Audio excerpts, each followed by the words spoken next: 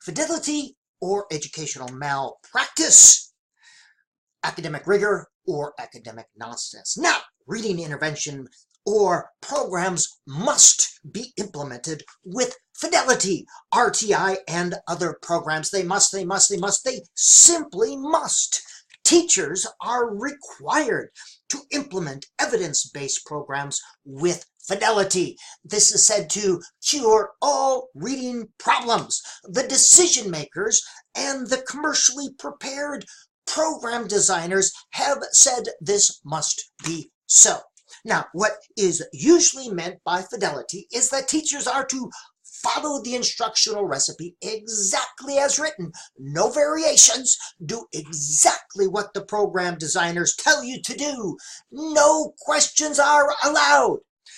Following this logic, struggling readers in a third grade classroom in Blackwater, Arizona would receive the same treatment as struggling readers in a third grade classroom in Edina, Minnesota. Exactly the same. Program decision makers have made this decision for you, even though they know nothing about your school, your teaching situation, the community with which you work, or the individual students. And you even get checklists like this, checklists to make sure that you follow the recipe exactly. Now, fidelity is appropriate for experimental research.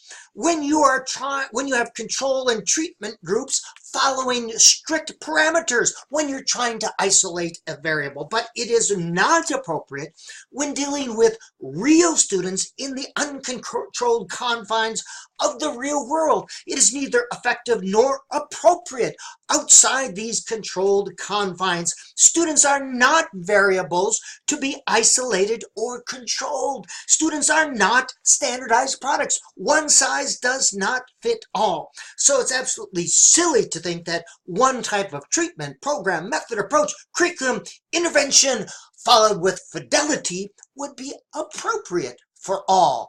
Fidelity, no matter what kind of fancy charts or graphs that you may have.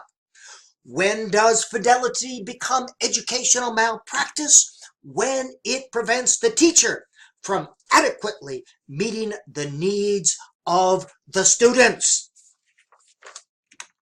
Research shows that programs implemented with fidelity are more effective.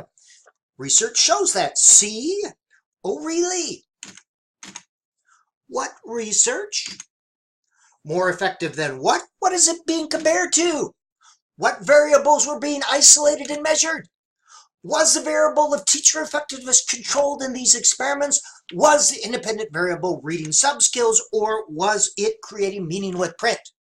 Now, when you look at reading reality only through the very tiny peephole of experimental research, it creates this warped perspective, this narrow perspective that ignores the wealth of other data out there. Experimental research is important, but if that is all you're using to come to know reading reality, to know what instructional research is effective or not, you are looking at a non-real illusion, a little peephole of what might be. Let us understand what fidelity might be. Two understandings. The first one, exactness with which something is copied or reproduced. Now, those wanting to sell commercially paired reading programs prefer this term. They don't trust the teachers to use their experience and expertise. The other understanding of fidelity is the faithfulness to a person, cause, or belief. Now, unless you are conducting experimental research in a controlled environment, this is the one that should be used when coming to understand the term fidelity in an educational environment.